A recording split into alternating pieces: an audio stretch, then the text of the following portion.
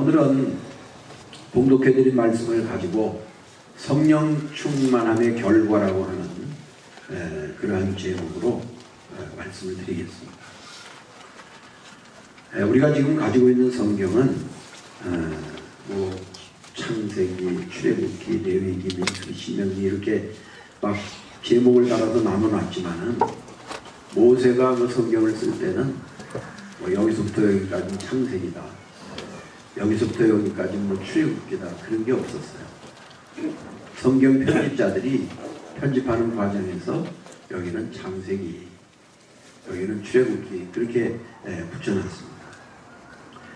그래서 에베소서도 이게 통성경입니다.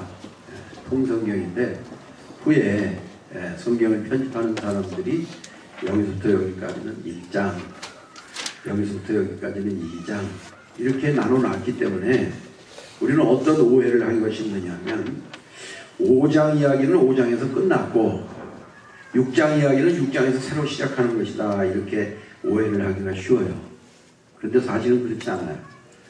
오늘 에베소서 5장 18절 말씀에 술 취하지 말라, 이는 방탕한 것이니 오직 성령의 충만함을 받으라, 그렇게 말씀하신 그 말씀에 이게 다 붙어있는 거예요. 이게 다 붙어있는 것이라고. 자, 그러면 오늘 드릴 말씀이 많기 때문에 여러분 정신을 차리고 저와 같이 말씀을 한번 은혜 가운데 들어가시기를 바랍니다. 자, 성령 충만함을 받게 되어지면 제일 먼저 어떤 일이 나에게 나타나느냐 하면 나에게서 시와 찬미와 신령한 노래를 부르게 되어진다. 이 입에서 찬송이 나오는 거예요. 그러니까 성령 받은 사람들의 특징은 뭐냐 하면 입에서 찬송이 나온다고. 일어나면 찬송이 나오고, 설거지 하면서도 찬송이 나오고, 집 청소를 하면서도 찬송이 나오고, 운전을 하고 가면서도 찬송이 나오고, 그 사람은 틀림없이 성령 받은 사람이에요. 그런데 찬송은 주일날 교회에서만 부르고 집에서는 안 불러요.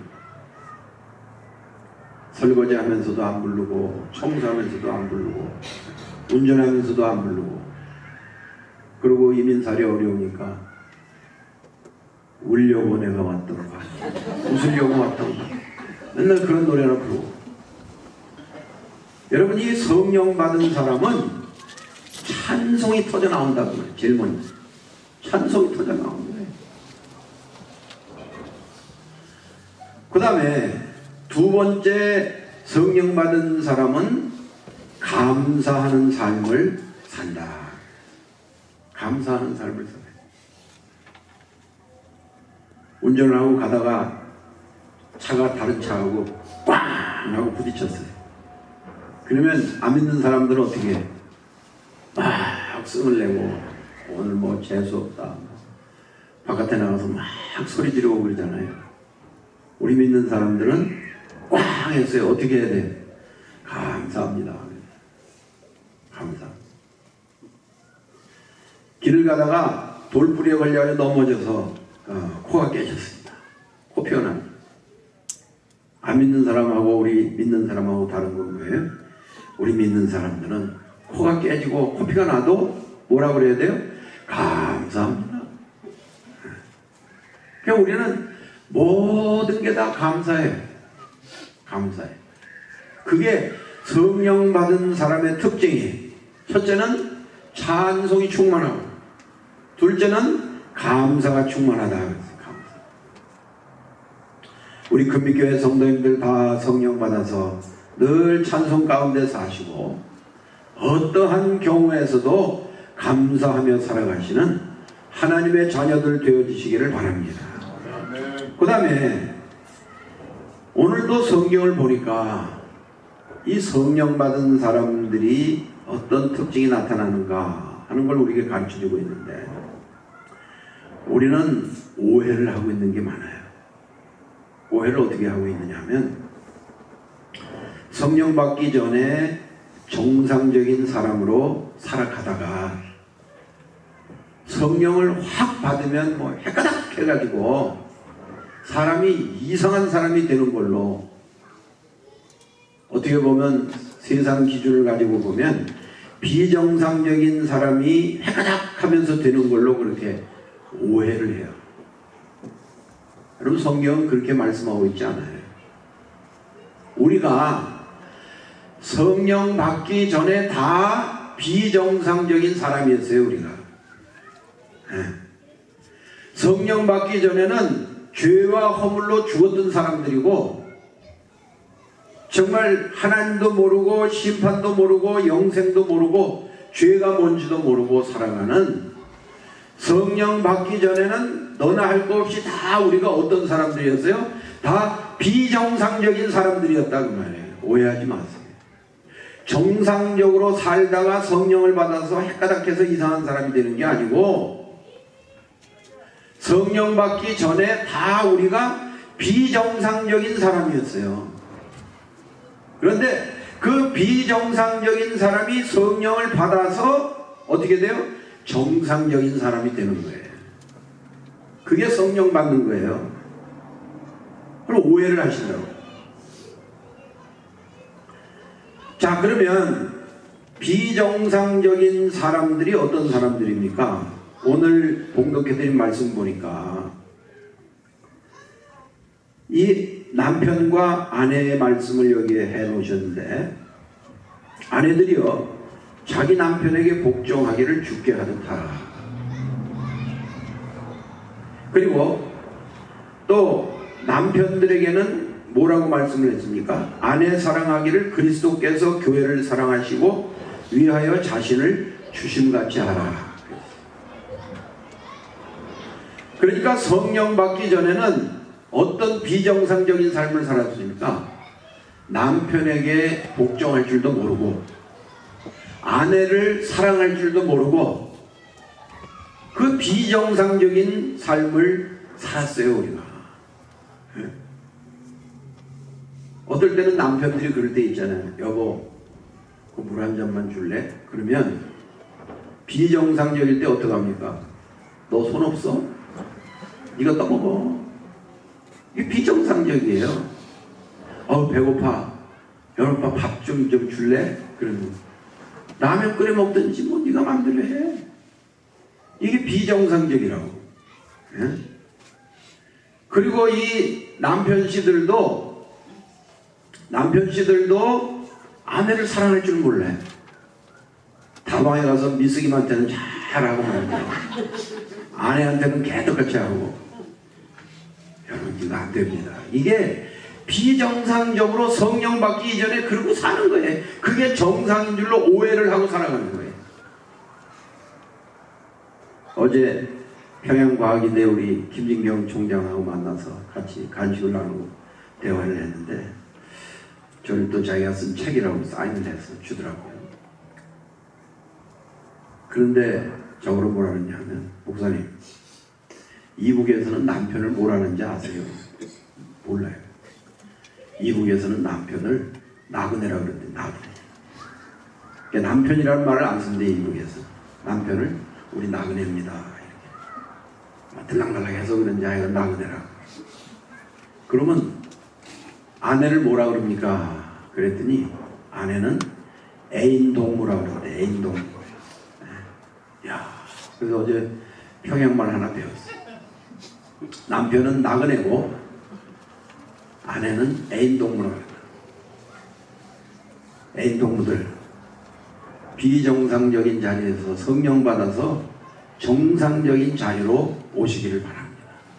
남편에게 사랑 안에서 복종할 줄 알아야죠. 또 이 나그네들, 또 애인동무들, 그 다음에 이 나그네들은 자기 아내 사랑하기를 그리스도께서 이 자기 몸을 버려서 교회를 사랑하신 거죠.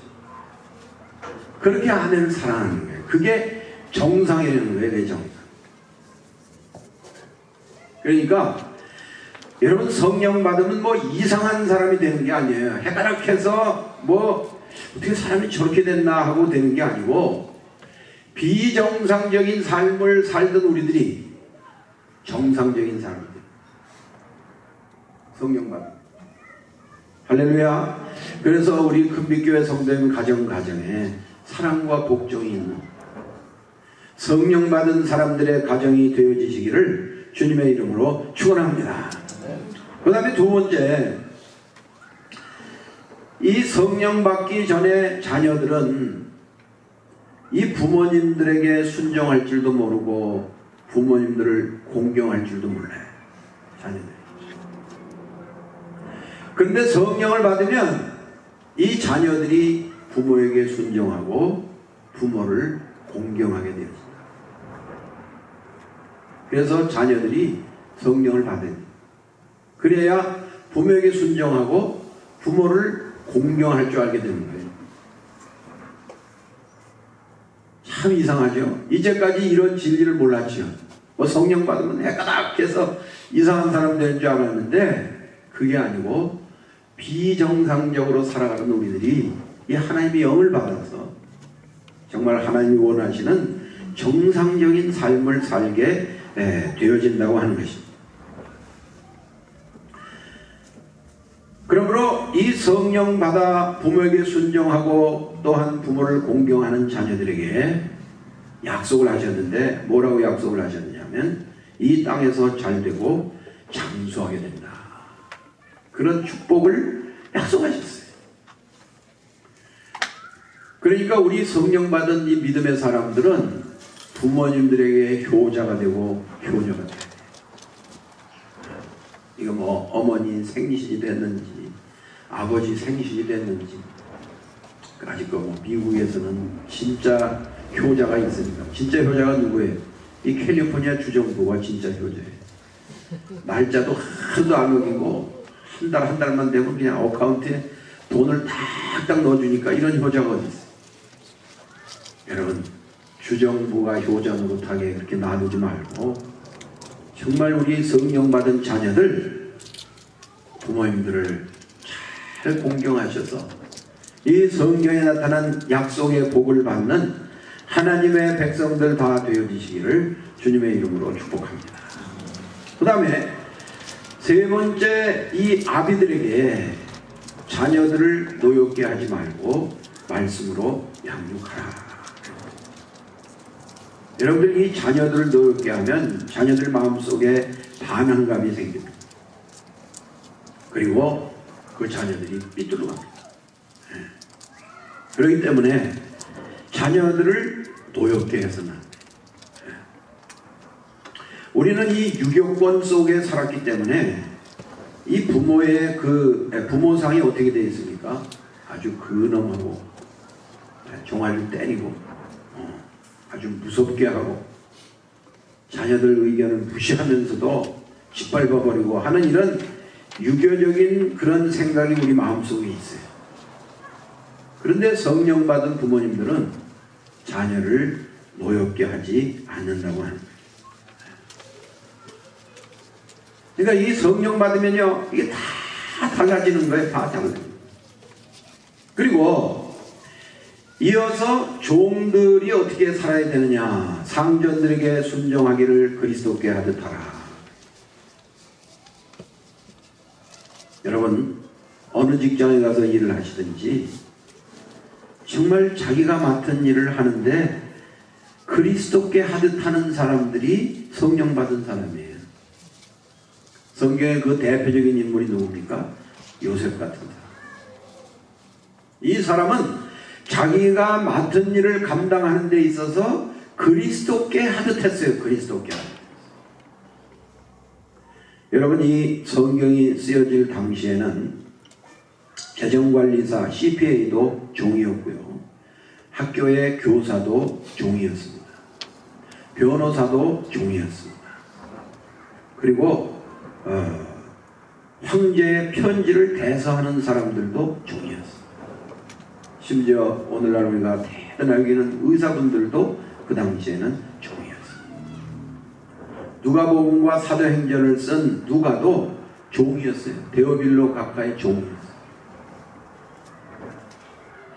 그러니까 이 종들은 상전들에게 어떻게 해야 되느냐? 그리스도께 하듯 해야 된다고 해요. 그리스도. 그게 성령 받은 사람들이에요. 그냥 눈치나 보고 시간이나 때우고 그거는 성령 받은 사람들의 태도가 아니라고 하는 것이죠. 그 다음에 주인들에게 말씀을 하셨어요. 상전들은, 성령 받은 이 주인들은 종들에게 고음가를 쳐서 안 된다. 위협해서는 안 된다. 동등한 인격자로 대해야 된다. 성경에 보면 빌레몬이라고 하는 사람이 나오죠. 그 오네시모가 자기 종이었습니다. 그런데 자기의 것을 도적질을 해가지고 도망을 갔어요. 로마에 가서 또 도적질을 하다가 붙잡혀가지고 감옥에 들어가서 사도 바울과 같이 감옥에 있었어요.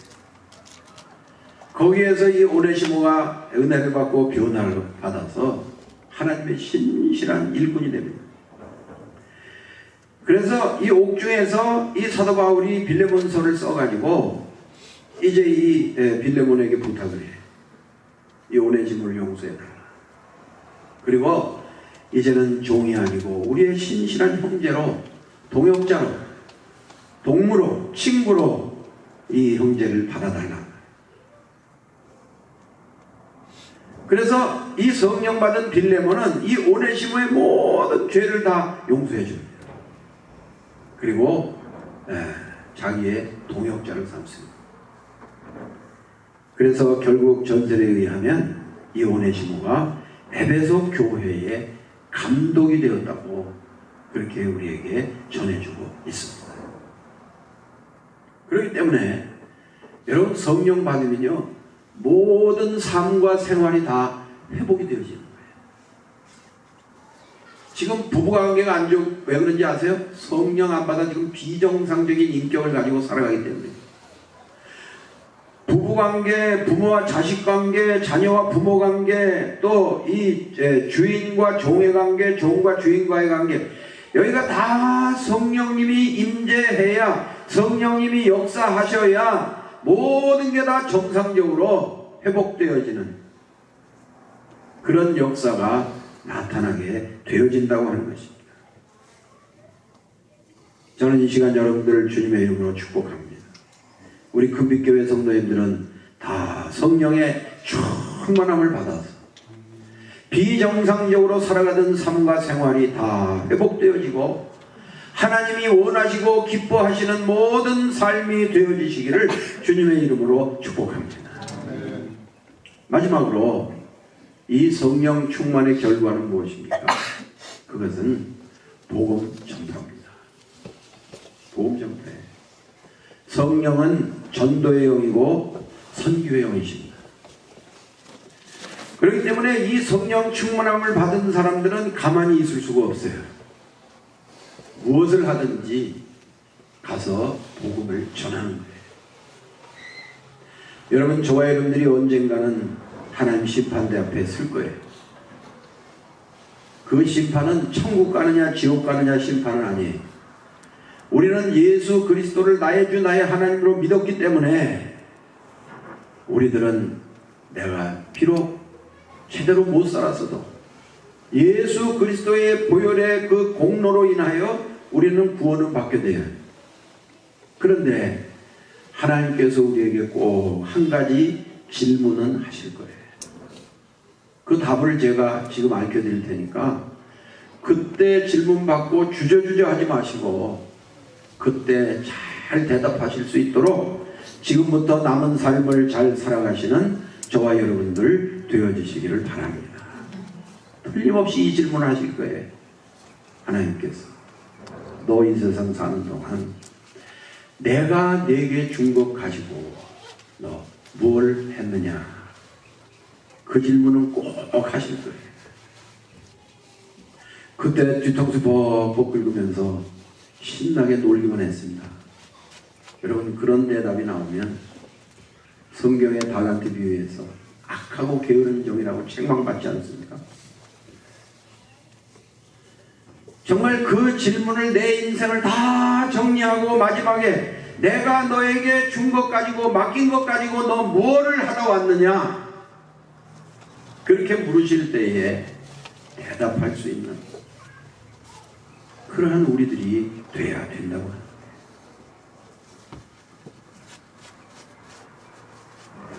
여러분, 이 세상 살면 참 재미있는 게 있는데 하나님이 정말 값지고 귀하고 비싼 거는 다 거저주시더라고요.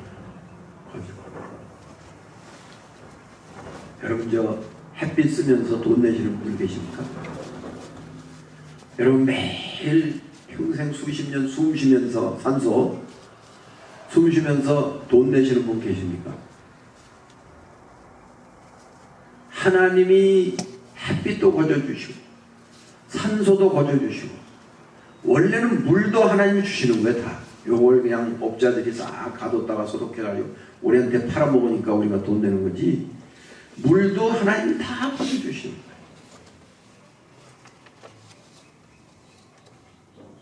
그리고 우리가 이 세상 살면서 재미있는 거 하나를 우리가 보게 되어지는데, 시원찮은 그런 식당이나 시원찮은 그런 것들은 꼭 돈을 먼저 내요. 먼저.